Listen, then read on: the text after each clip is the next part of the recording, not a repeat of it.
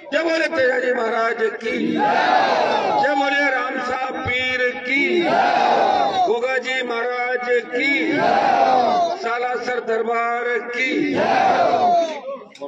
ठाकुर जी सामने, ठाकुर जी महाराज की, गोविंदानंद गुरु गोविंदानंद महाराज की जय। गुरु गोविंदानंद जी, गुरु गोविंदानंद जी महाराज की। करण सर के अंदर आज आके हमें ऐसा लगा कि चुनाव के अंदर भारी जोश है और 3 किलोमीटर तक लगातार नौजवान जब भी मोड़ से मुड़े थे वहां से लेके बड़ा उत्साह इस पूरे इलाके के नौजवानों के अंदर, किसानों के अंदर और 36 कौम के मेरे भाइयों के अंदर है। और घोड़ी पे बिठा के जो आपने हमारा मान और सम्मान किया, और ये सभा देख के, ये दृश्य देख के लग रहा है कि पूरी पंचायत में एक तरफा मानस अपने लालचंद मुंड को वोट देने का आपने पूरा मन बना लिया। हृदय से आपका भाई लालचंद जी, रोज साहब, ओमकार जी बाली और सम्मानित मंच, पूरी हमारी राष्ट्रीय लोकतांत्रिक पार्टी की टीम, सम्मानित मंच, सरपंच, जनप्रतिनिधिगण और पूरे राजस्थान के कोने कोने से आए हुए नेतागण। देखिए चुनाव लड़ते हुए मुझे भी बहुत टाइम हो गया, सात चुनाव के लगभग में लड़ लिया। विधानसभा के 3, 8, 13, 14 लोकसभा, फिर 18 विधानसभा, फिर 19 लोकसभा और फिर उपचुनाव घर से लड़ लिया। और 6 चुनाव मेरे पिताजी ने लड़े। हम जिस गांव में जाते हैं और तो अपना पता लग जाता कि इस गांव में वोट कितना मिलेगा। तो यहाँ आके ऐसा लगा कि ये पूरा इलाका लालचंद जी को आशीर्वाद देना चाहता है। ये इस मिट्टी का लाल है, इस धरती का लाल है, ये दोनों हाथों से आशीर्वाद दे रहा हूं। और मैं आपको विश्वास दिलाता हूं कि चुनाव का परिणाम अच्छा होगा। सरदार शेर जो विकास के मामले में बहुत पीछे, सरदार शेर के अंदर ऐसा नहीं, मैं पहली बार आया जब बीकानेर में रैली करी तभी मैं सरदार शेर की कई पंचायतों में आया था। मुकार रैलियां जो राजस्थान में करी, चूरू और सरदार का किसान, सरदार शेर के किसान के बेटे हमेशा हनुमान बेनीवाल को मदद करने, बाड़मेर से लेके तमाम 5 रैलियों के अंदर हमेशा आते थे। हर हुकार ललकार के अंदर आप आए, अपने अपने साधनों से आए। और आज मैं जो कुछ भी हूँ इसमें इस राजस्थान के प्रत्येक किसान, दलित और आम पिछड़े हुए जो व्यक्ति का बहुत बड़ा योगदान है, बहुत बड़ा आशीर्वाद है, जिसकी वजह से बड़ी बड़ी ताकतों से लड़ा, बड़े बड़े अपराधियों से लड़ा और सर्व समाज की बात की। भाइयों, लोग तो जातिवाद के आरोप लगाते होंगे, लेकिन उनको पता नहीं जब किसी गरीब पे विपदा पड़ती है, गरीब तकलीफ में होता है, तो एक ही आवाज आती है राजस्थान के अंदर, वो हनुमान बेनीवाल और राष्ट्रीय लोकतांत्रिक पार्टी के मेरे विधायक और कार्यकर्ता उस जगह पहुंचते गरीब आदमी को न्याय दिलाने के लिए। हनुमानगढ़ का लगता इलाका है, हरियाणा भी लगता है।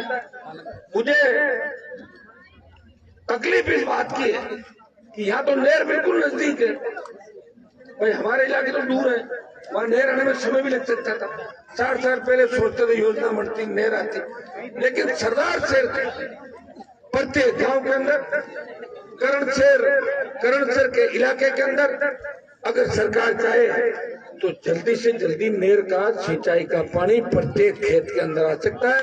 नहर का सपना जो लिए हुए हमारे बुजुर्ग चले गए, वोट देते रहे 35 साल कांग्रेस को, बीजेपी को, और उससे पहले भी कांग्रेस पार्टी में वोट देते थे। दुर्भाग्य इस बात का कि विकास नजर नहीं आया। हाँ, कुछ सड़कें जरूर बनी हुई है, तो वहां तो टोल देना पड़ता है आपको, फ्री की थोड़ी है, टोल देके निकलते हो। ये भाइयों, इस राजस्थान में टोल मुक्त राजस्थान की बात है किसी पार्टी ने करी, संपूर्ण कर्ज माफी की बात करी, फ्री बिजली की बात करी, मजबूत लोगों की बात करी, और हर खेत सिंचाई का पानी और मजबूत कानून व्यवस्था राजस्थान की। तो राष्ट्रीय लोकतांत्रिक पार्टी का गठन इन जवान किसान के मुद्दों पे हुआ। और मुझे खुशी है कि 18 के अंदर जब RLPF चुनाव लड़ी तो 10,000 से ज्यादा वोट देके आपने राष्ट्रीय लोकतांत्रिक पार्टी का वोट बैंक भी बढ़ाया था, मुझे आशीर्वाद भी दिया था। लेकिन इस चुनाव के अंदर आपको एक मौका मिल रहा है। चुनाव से पहले पूरा देश का मीडिया, गुजरात चुनाव चल रहा है, दूसरे चुनाव चल रहे हैं, लेकिन दिल्ली के मीडिया के लोग फोन कर रहे हैं कि हनुमान जी हम सरदार शहर में एक एक दिन सारे आएंगे, क्योंकि सरदार शहर राजस्थान की 2023 की राजनीति की दिशा तय करेगा। 23 में किसान किस ओर जाएगा, जवान किस ओर जाएगा, दलित किस ओर जाएगा और मुस्लिम किस ओर जाएगा। ये सरदार शहर, आपको दरबार मत करो, सुनो आराम से। ये सरदार शहर का सेमीफाइनल, मैंने इसलिए इसको सेमीफाइनल किया था। अगर ये आप सेमीफाइनल जीता दो, मैं आपको विश्वास दिलाता हूँ कि फाइनल मैच जिता के दे दूंगा 23 के अंदर, वो ऐसे जिता के दे दूंगा। कई लोगों को राजस्थान की ज्योग्राफी का पता नहीं, कई लोगों को दूसरे जिले का ही पता नहीं। अगर सरदार शहर सीट आरएलपी जीतती, ये हमारे नॉर्थ से भी बैठे हुए हैं, हनुमानगढ़ से चौधरी जमींदार आए हुए सारे, गंगानगर के भी हैं। गंगानगर हनुमानगढ़ की 11 सीट, बीकानेर की 7, चूरू की 6, सीकर झुंझुनू की 15 और नागौर की भी 5-7 सीटें, और अजमेर, भीलवाड़ा, चित्तौड़, मेवाड़, जहाँ आरएलपी सेकंड नंबर है मुजफ्फरनगर में, आसीन में 50,000 वोट लिए। तमाम जगह राष्ट्रीय लोकतांत्रिक पार्टी ने कोटपुतली से लेके भरतपुर से लेके तमाम इलाकों के अंदर अपना वोट शेयर बढ़ाया, किसान जवानों को आगे किया। ये 50 सीटें एकदम अप हो जाएगी, सुनामी चलेगी राष्ट्रीय लोकतांत्रिक पार्टी। क्योंकि एक बार अगर राजस्थान के लोगों ने भरोसा कर लिया, हमारे लोग तो इतना भरोसा करते हैं, किस तरह ठग आते थे, नेता आते थे कि भवनलाल जी कहते थे कि मैं नहर ले आया हर बार, लाएगा नहर, फिर भी भरोसा करके वोट डालते हैं। और कांग्रेस पार्टी ने अपनी बपोती समझ लिया कि मेघवाड़ हमारी जेब में है हमारी, और मुसलमान तो हमारी जेब में। हमारी गिनती 40,000 से शुरू होती है वोट पड़ने के लिए। तो जब बपोती कोई किसी को समझ लेता तो विकास नहीं करता। यहाँ 2-1-32 के जीएसएस तो स्वीकृत कराने, मुझे बताया लालचंद जी ने, मैंने कहा कागज 15 दिन पहले आप बता देते तो स्वीकृति का कागज साथ लेके काम चालू करा के आते यहाँ पे, लेकिन अब आचार संहिता लगी, काम चालू नहीं हो सकता। विश्वास दिलाता हूँ चुनाव का नतीजा कुछ भी हो, 1-32 के दोनों जीएस एक साथ सरदार शहर में एक दिन चालू करा दूंगा, ये मैं विश्वास दिलाता हूँ। भाइयों, दूसरी यहाँ बिजली की बहुत बड़ी दिक्कत है, तो कम से कम 15 से 20-33 केवे के जीएसएस या बड़े गांव के अंदर बने, ताकि वोल्टेज किसानों को पूरा मिले, उनको वोल्टेज पूरा मिलेगा, पैदावार अच्छी होगी। ये यहाँ की प्रमुख समस्या, पीने के पानी की भी गांव के अंदर समस्या, खारा पानी है। विश्वास दिलाते हैं कि जल जीवन मिशन जो चल रहा है उसके तहत प्रत्येक गांव के अंदर पीने के पानी की व्यवस्था भी जल्दी कराएंगे, रोजगार की व्यवस्था भी कराएंगे। एक तरफ मुझे फोन करके अभी सुबह ही पूछ रहा था कि मैं आपसे जानना चाहता हूँ, मैंने कहा रिकॉर्डिंग कर रहे हो ना, बोला रिकॉर्डिंग भी चालू है मेरी। हाँ तो बताओ क्या जानना चाहते हो? कि साहब चुनाव तो आपको जिता देंगे, लेकिन यहाँ राजगढ़ जैसा तो नहीं होगा। मैंने कहा राजगढ़ में क्या हो रहा है? बोले बदमाशी हो रही है। तो बदमाशी कौन लाया? राज किसका था? बोले कांग्रेस का है, पहले बीजेपी का, उससे पहले कांग्रेस, उससे पहले बीजेपी। या कौन थे कि मंत्री जी थे, या कौन थे कि दूसरे साहब थे, तो हनुमान तो नहीं था ना? बोले नहीं था। बोले साहब आपके साथ गाड़ियां बहुत है, ये सब रखवाले हैं, ये अपराधियों के खिलाफ लड़ने वाली टीम है मेरे साथ, ये अपराध वाले नहीं है। मैंने कहा चिंता मत करो, सरदार से जीता दो, राजगढ़ में भी बदमाशी कम करवा दूंगा, चाहे मुझे वहां जाके किसानों के पैर पकड़ने पड़े, माथा फोड़ी हाथा जोड़े करने पड़े कि अब हमें आपस में नहीं लड़ना। आज राजस्थान का 2-3 जातियां ऐसी है जो इतनी भोली है कि इस प्रकार किसी युग के अंदर अगर आप किसी को गोली मार के और आप चौक में आगे बढ़ जाऊं, कतई संभव नहीं है, काम करना पड़ेगा। आज भी हमारा जाट, गुजर, शेड्यूल कास्ट का व्यक्ति और मुस्लिम एक दूसरे को मारता है। ये मारना नहीं है, ये तो जियो और जीने दो, आगे कैसे बढ़ना है इस बात का ध्यान देना। और ये बातें मैं इसलिए कह रहा हूँ कि मैं भुगत भोगी हूँ, किस तरह मेरे पूरे परिवार को कांग्रेस पार्टी ने 302 के झूठे मुकदमे में 20 साल पहले फंसा दिया था। आपकी कृपा थी, भगवान की कृपा थी, कि परिवार में बड़ा नुकसान होने के बाद भी हनुमान बेनीवाल इस समाज की सेवा कर रहा है, किसान की सेवा कर रहा है। मैं चाहता तो मैं भी मंत्री जी हो जाता। या आप मेरे मंत्री जी घूम रहे, मंत्री जी आगा, मंत्री जी आगा, मंत्री जी आगा। ये तो मैं 2003 में मर जाता, 3, 8, 13, 18 दिल्ली में मंत्री जी बन जाता। लेकिन मुझे मंत्री नहीं बनना था। मोदी की सत्ता को अगर ठोकर मारी, जब देश का किसान तकलीफ में था, मेरे भाइयों को तकलीफ में मेरे से देखा नहीं गया। एक तरफ मंत्री पद था, एक तरफ वो ठंड में ठिठुरता, सादत देता किसान था। हनुमान बेनीवाल ने किसानों के सम्मान में मोदी की सत्ता को ठोकर मार के देश के किसानों का साथ दिया। सत्ता ठुकराई। एमपी तो आपका भी किसान का बेटा है, एमपी तो आपका भी किसान का बेटा है। बाबा जी भी किसान के बेटे हैं, पड़ोस में झुंझुनू वाले भी किसान के बेटे हैं। सर्टिफिकेट कौन देगा कि असली किसान का बेटा कौन? सर्टिफिकेट तो आप दोगे। जब हमें जरूरत पड़े तब तो स्विच बंद और कह देंगे कि मोदी जी जो कानून लाए बहुत अच्छे हैं। और जैसे हमारे जैसे लोग बाहर आकर कानून वापिस हो, कह रहे मैं भी थारा ही आदमी। कल मैं किसी का बयान पढ़ रहा था कि नागौर से जो हनुमान आया है वो जातिवाद फैला रहा है। नागौर से मतलब कभी गए आगे, आज का है, कितने वर्षों से लगा हुआ। इस चूरू जिले के अंदर जब किसान के बेटों के सीने पे गोलियां बरसाई जा रही थी तब मर गए थे कि तुम लोग कहां गए थे? मैं ही था न्याय दिलाने के लिए। और मेरे जीवन की जो लड़ाई है ना भारतीय जनता पार्टी के अंदर, उसकी शुरुआत चूरू जिले से ही है। मैं देख नहीं पाया मेरे भाइयों की तकलीफ, इसलिए कूद पड़ा मैदान के अंदर। आपके में दम नहीं है, मेरे में दम है। कूद गया, जनता ने स्वीकार किया, कोई सा भी चिन्ह लेके गया, जीता के भेज दिया। हनुमान जी आप तो जाओ, इस राजस्थान के लिए लड़ो। मैं मेरे चुनाव में भी गांव नहीं घूमा था, लेकिन लालचंद जी के लिए गांव अपील इसलिए कर रहा हूँ कि सरदार शहर से राजस्थान जाग उठेगा। सरदार शहर से कांग्रेस और भारतीय जनता पार्टी का सुपड़ा साफ करना है। मैं 3 बजे जाता हूँ। अभी आपने सोचा वो लेट कैसे हो गए? 3-4 बजे आदमी जाके पड़ेगा तो 5-7 नींद लेगा कि नहीं लेगा? 5-7 घंटे नींद लेगा, ब्रेन एमरेज हो जाएगा, हार्ट अटैक हो जाएगा, होगा कि नहीं? कोरोना के बाद वैसे बीमार हो गया थे। सुबह उठूं 500-700 चारों तरफ से घेर लेते हैं, क्योंकि अब हर आदमी यही चाहता है कि हनुमान जी से मिलूं, उनके साथ फोटो खिंचाऊं और सीधे उनसे बात करूं। यह है बच्चों के अंदर। तो मैं अकेला हूँ, मुझे तो कम से कम 100 साल और मिले ना एक्स्ट्रा, तब राजस्थान के हर गांव ढाणी मोहल्ले के अंदर जा सकते। कैसे जाएंगे? एक बच्ची अब कोई राहुल गांधी और मोदी तो आएंगे नहीं, करण शर्मा आएंगे क्या वोट मांगना है? और भारत जोड़ रहा राहुल तो वहां पे मोदी जी दूसरे फटकारे लगा रहे। मार दिया, सेना को ठेके पे दे दिया, जवान कहां जाएगा? 4 साल के लिए कौन सा अग्निवीर बनेगा? जब सेना को ठेके पे दिया, देश का कोई सांसद नहीं बोला।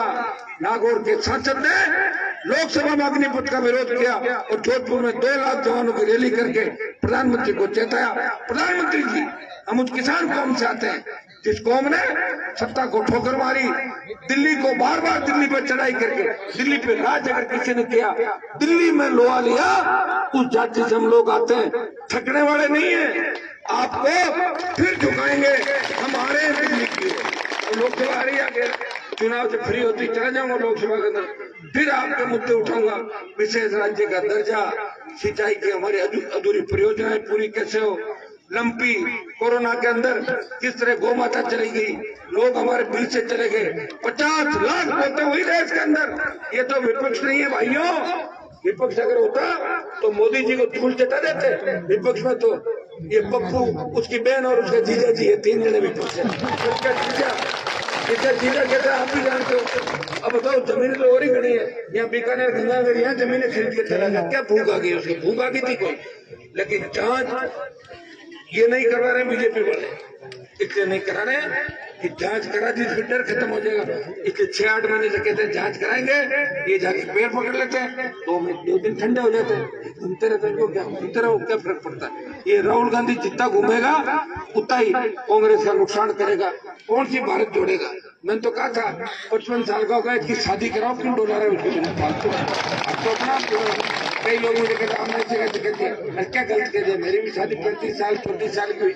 लोग मुझे कहते थे पहले चुनाव में कि भाई साहब आप शादी करना ना, इस बार जीता तो हम देंगे। कई बुजुर्ग महिलाओं ने कहा बेटा तो बहुत बढ़िया काम करे, पर जीता भी दे, आपको ब्याह कर लिया ब्याह। ब्याह भी कर लिया और 60-70 हजार लोगों का खाने का कार्यक्रम रखा, पूरा राजस्थान आया था। मैं राहुल गांधी से अपील करूंगा, गहलोत को कहूंगा, गहलोत जी आप कह रहे हो मैंने गोदी में खिलाया था राहुल प्रियंका को, उनकी शादी की जिम्मेदारी, अब राजीव गांधी तो रहे नहीं, शादी की जिम्मेदारी आपकी है, आप जाओ उसकी शादी कराओ, क्या मतलब उसका दिमाग ठीक हो, शादी करा के और 2-5 लाख लोगों को जिम्मेदारी कर, ताकि लगे कि कांग्रेस पार्टी भी कुछ करती है।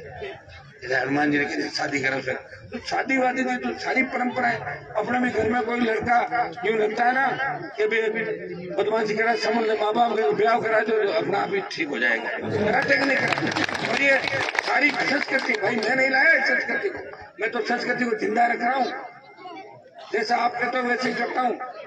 मुझे कोई भी सलाह दे सकता, मैंने देखा छोटे छोटे नेता होता है ना, उनके कान में कोई आके कहते कि नेताजी आपकी ये आदत ठीक नहीं, क्या मैंने ज्ञान देवे कि तू, मैं कितना साल हो राजनीति, क्या करते हो राजनीति, मुझे बच्चा भी कह सकता है कि हनुमान जी आप थोड़ा सा ये सुधार करें, मैं कहता हूँ बिल्कुल बेटा करूंगा, मैं अपनी गलती स्वीकार करता हूँ, हिम्मत है मेरे अंदर।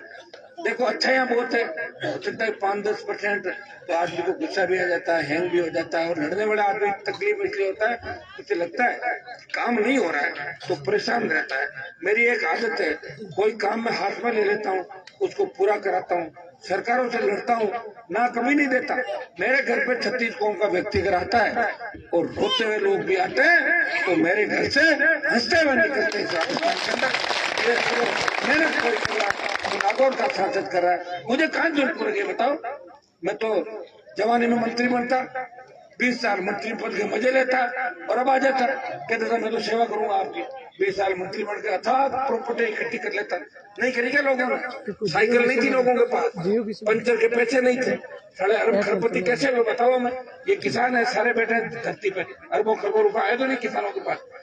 1 नंबर से पैसे वाले नहीं बने लोग, ज्यादातर 2 नंबर का उल्टा सुल्टा धंधा करके पैसे वाले बढ़ के, पुराना इतिहास भूल के, और जो साइकिल के ट्यूब में दारू बेचते थे वो कहते हैं हमने समाज का ठेका ले लिया। तुम्हें कहाँ समाज, तुम्हारा साढ़े परिवार से 5-5 जने तो चले गए दूसरे समाजों में शादियां करने के लिए, शर्म आती नहीं तुम लोगों को? 80-85 साल के हो गए, तुम्हारा परिवार भी क्यों नहीं भर्ती करता पागल खाने के अंदर ऐसे लोगों को ले जाके, घूमते रहते गंदगी फैलाते हैं। तो भाइयों इस बात का भी हमें ध्यान रखना है, कौन समाज के दुश्मन है, कौन किसान के दुश्मन है, किसने समाज को दारू बेचना सिखाया, किसने समाज को जमीनों पर कब्जा करना सिखाया, किसने डोडा पेस्ट बेचना सिखाया राजस्थान में, उनका भी बदला लेना है। मैं तो आपको बता दूं कि 23 सरकार या तो हमारी बनेगी और यह हमारे बिना नहीं बनेगी। अगर 24 घंटे में सरकार के आसपास रह गए, तमाम ऐसी समाजों की गंदगियों को जो राजस्थान में गंद फैला रही, इनको तुरंत सारों को एक साथ लाके और एक ही बैरक में डालने के लिए जाएगा हो जाएगी राजस्थान। नहीं तो 1 को लाओगे 3 पैदा हो जाएंगे, 3 को लाओगे 7 अलग हो जाएंगे। तो इनके लिए तो पकड़े पहले और मुकदमा बाद में दर्ज, क्योंकि मुकदमा दर्ज होने को हाईकोर्ट में बेल ले लेते हैं जाके, पकड़ोगे कैसे? पहले बुला लो, आ जाओ सब एक साथ, जो मीटिंग कर रहे हैं वहीं से अरेस्ट कर लो, मुकदमा हाथों दर्ज करो, रवाना और उनको उनके गांव में घुमा दो, जहाँ से उठे हैं ना उनके गांव में ले जाके कि ये है, ये थे पहले यहाँ पे क्या क्या कबाड़ा इन्होंने। तो ये स्थितियां जो है ना, ये हम लोग नई चीज आती है उसको पकड़ लेते हैं, जल्दी से समझ नहीं पाते, उसका परिणाम है कि तकलीफ मिल रही। अब कोई जगह मैं लोक देवता नहीं हूँ, मैं सबको सुधार दूंगा, प्रयास कर रहा हूँ, मेरे प्रयास में कोई कमी हो मुझे बता दे। सत्ता को ठोकर कोई नहीं मारता।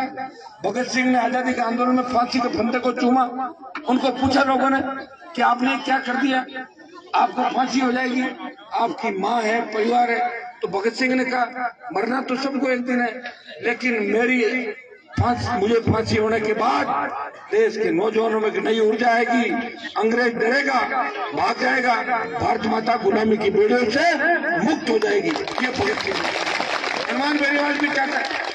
मैं तो चाहता हूँ कि वंशवाद की जो राजनीति हो, परिवार लेके बैठा है, किसी का दादा बनकर उसका पोता, बेटा, भतीजा, भांजा, भतीजे की बहू, बेटे की बहू, ठेका ले रखा है।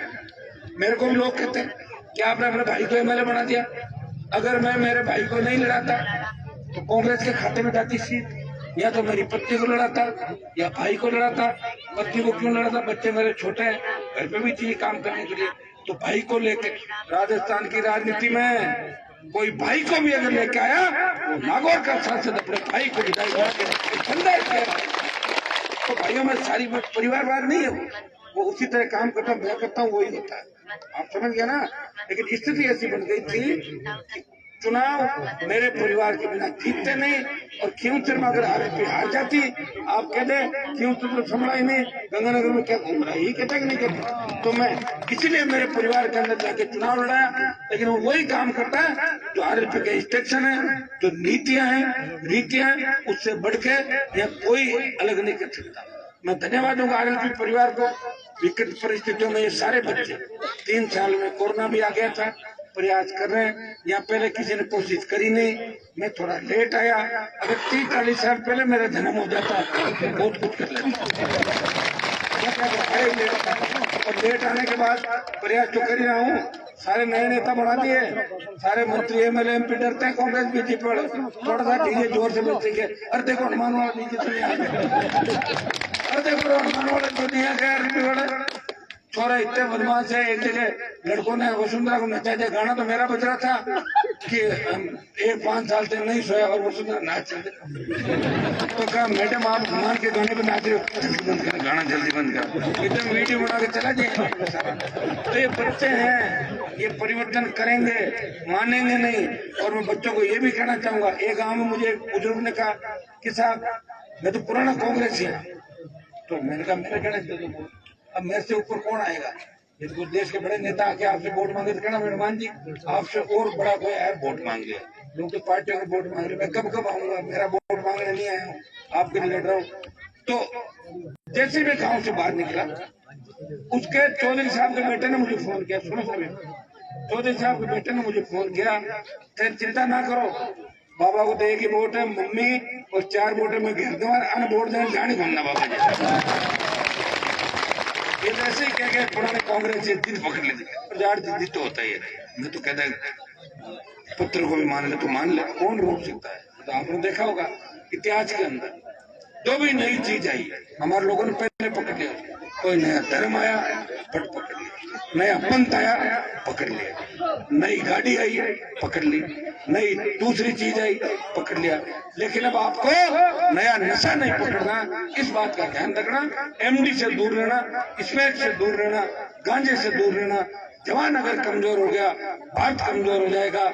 आजादी के आंदोलन के अंदर जब हम लड़ रहे थे तो राजस्थान की 36 कौम यही कहती थी कि सबसे ज्यादा हमारे समाज के लोगों ने लड़ाई लड़ी जागीरदारों के खिलाफ, सामंती प्रथा के खिलाफ। तब सब लोग इस सामंतवाद के खिलाफ थे। इसलिए भाइयों आपको सब पसंद करते हैं, बस आपको कन्विंस करने की आवश्यकता है। मुझे पूरा भरोसा है कि सरदार शहर से इस बार सुनामी आएगी राष्ट्रीय लोकतांत्रिक पार्टी की, और 23 के अंदर कई लोग इस सुनामी में उड़ जाएंगे, सेमीफाइनल जीतेंगे और फाइनल एक तरफा जीतेंगे। इसलिए तो कांग्रेस बीजेपी के लोग सरदार शहर में कहने लगे, बीजेपी का नेताजी बोलता है कि भाई वोट खराब मत करो, या तो हमें दे दो या कांग्रेस को दे दो, उसको मत दो तीसरे वाले को। कल कोई सवाल करके कह रहे कि हनुमान जी चूरू में आ गए। अरे हनुमान जी तो चूरू में नहीं, हनुमान जी महाराज तो सालासर में चूरू जिले के अंदर ही आते भी नहीं, क्या लाखों लोग आते हैं। भाइयों हनुमान किसी एक जिले का नहीं है, वो देश के किसान और जवान की तकलीफ समझने वाला, किसानों का आशीर्वाद से। घर से पहले 60 साल पहले घने बड़े नेता थे, बड़े बड़े नाम जिनके चले, हमारे नागौर में भी हुए थे, नारे लगते थे ये तो आंधी है उसका गांधी है। कहाँ चली गई आंधी गांधी, वो घर पड़े कोनों के अंदर जाके। काम नहीं करने वालों को कोई लंबा नहीं पूछता। 2-3 बार काट की अंडी एक बार चढ़ती है, लोगों की 2-2, 3-3 बार चढ़ गई होगी। मैं आपको बता दूं कि मेरे जैसा हिम्मत वाला व्यक्ति जो सर्व समाज को साथ लेके चलता है, लड़ाने का काम नहीं करता, भिड़ाने का काम नहीं करता, सबको साथ लेके चलता है, सर्व समाज को साथ लेके चलता है और सबकी पैरवी करता है। मैंने लोकसभा के अंदर का कोई कह सकता है क्या? वही फ्लोर होता है कि वहाँ कौन बोलता है वो देखा जाता है उसमें कितना दम है। मैंने लोकसभा के अंदर का राजस्थान में जाट, गुजर, यादव, मीणा, मेघवाल और मुसलमान हाईकोर्ट के जज होने चाहिए, नहीं हमारे जज। ये बोल सकता है लोकसभा का? और आगे भी आप चिंता नहीं करें, मैं आपकी पैरोकारी करता रहूंगा। लंबा समय हो गया, 3-3.5 घंटे लेट है, आपने आशीर्वाद रखा। और सरदार शहर में एक नई चीज मैंने देखी कि रात को 1-1 बजे तक बुजुर्ग जिस तरह आशीर्वाद देने के लिए खड़े हैं, इस बार अगर ईश्वर की कृपा रही, बदलाव होगा। माताओं बहनों को मैं आश्वस्त करना चाहता हूँ, आप बच्चों को पढ़ाएं लिखाएं, स्कूल भेजना आपका काम है। आगे सब ठीक होगा, नौकरियां भी लगेगी, नए उद्योग भी आएंगे, नए नए काम भी होंगे और भ्रष्टाचार पे मुक्त राजस्थान होगा। ये मैं विश्वास चाहता हूँ। लालचंद जी को भारी वोटों